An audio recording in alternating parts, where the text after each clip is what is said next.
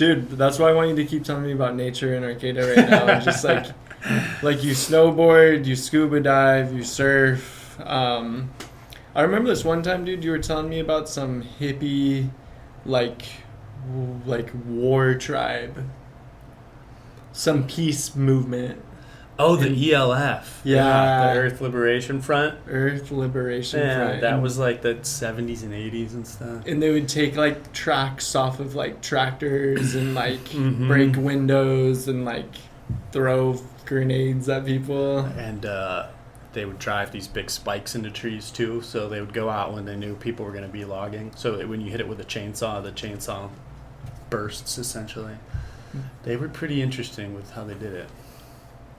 And so they had a, like, if you think about it, like they just wanted to save life Mm-hmm. in the environment, which is Mhm. kind of sad if you think about it. Yeah. Like, Yeah, I mean, the fact that they had to go to such drastic measures to get people to pay attention, but damn, dude. And sad fact of the matter. was that group Arcata based? No, I think they were more Oregon, Washington based, but they definitely had some roots in Arcata too. Because I mean, Okay. Arcata is a very like hippie town and has been for a long time. Like a lot of like our folks' generation moved up there in the 70s and 80s and kind of made it what it is today. Kind Yeah. of like a hippie or haven of just art and culture, and they've done a really good job just preserving the forests there too. And Yeah. doing some pretty interesting things. So. Yeah. Dude, what did like things come out of their attacks? Like, did they get like more protected land or like? I mean, I think Did the they- more peaceful protests probably got more done, if you will. Just because, I mean, usually violence is met with violence, and Really? yeah, it seems like it throughout history. So I think more the like. What's her name? Julia Butterfly, the lady that camped out in the tree for like a year or two. You'd be into that. There's a cool documentary about her. I think it was Julia Butterfly. But anyway, she climbed up into this huge redwood tree. I think she named it Mother Guy or something like that. And she built this whole kind of sweet tree house in the thing. And she did it to prevent the logging company from coming in and like clear cutting and cutting that specific tree down or any trees in the area. And her story, I mean, seems like it got more attention and got more done. So more of those like peaceful protests and stuff. Were they?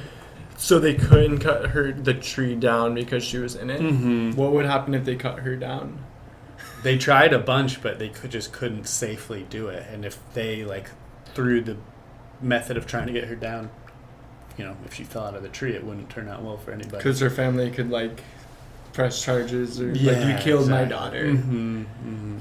Dude, it's funny, like you'll be walking in the forest and you're like, dude, did like a bird just shit in my shoulder? And then it's like not a bird and you look up and it's like her.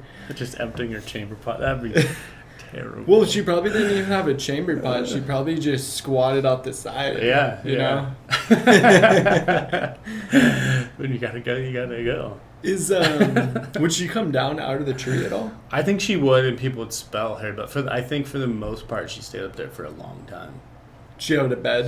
Mm-hmm. She had the whole shtick. Yeah, it Dude, was I bet you super her cool. friends and stuff would send her items up there. Yeah. She had a whole sort of community support, and then other people would come too because she was kind of like the catalyst. And then people realized, oh, this is pretty cool, and then they went to do it too. So, I mean, they did some great changes. Logging companies are much more sustainable in their practices and all that, and not just destroying the land.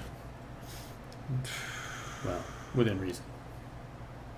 She must have had such a piece of her heart, mind, and soul just attached to maybe not this tree in specifically, but to trees and environment and nature Mm-hmm. just in general. And it would literally like hurt her to see them take the chainsaws to this massive redwood. Yeah, if you're going through that much dedication, then yeah, you've got quite the connection.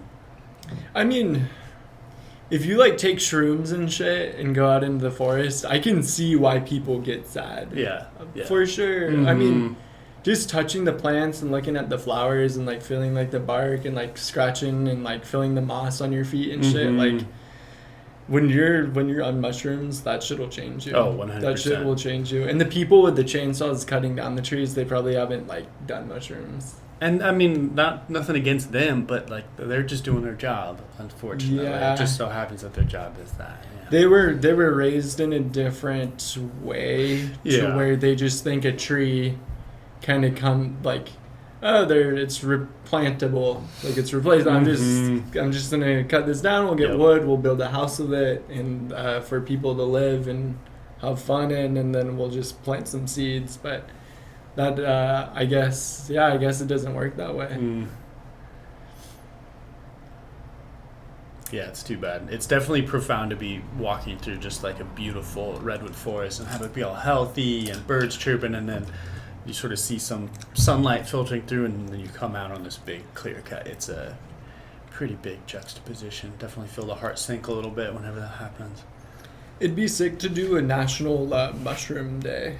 That would be Like cool. like 420, yeah. everyone smokes weed. There should be like a Mhm. day in like August where everyone does mushrooms. I mean, it's cool to see, especially like microdosing gaining so much popularity now Yeah. too, and mushrooms kind of having their share of the limelight, because I think they are pretty powerful, therapeutic and spiritual, for lack of a better word, medication. So, Do you think it's more of the younger side of the population that is big on shrooms?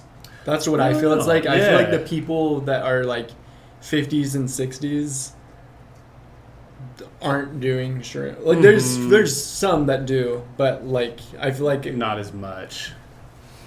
yeah, I don't know. There's like people specifically where I'm like, you'd be so much like parents and shit. I'm like, you'd be way more chill if you did like a microdose. Probably.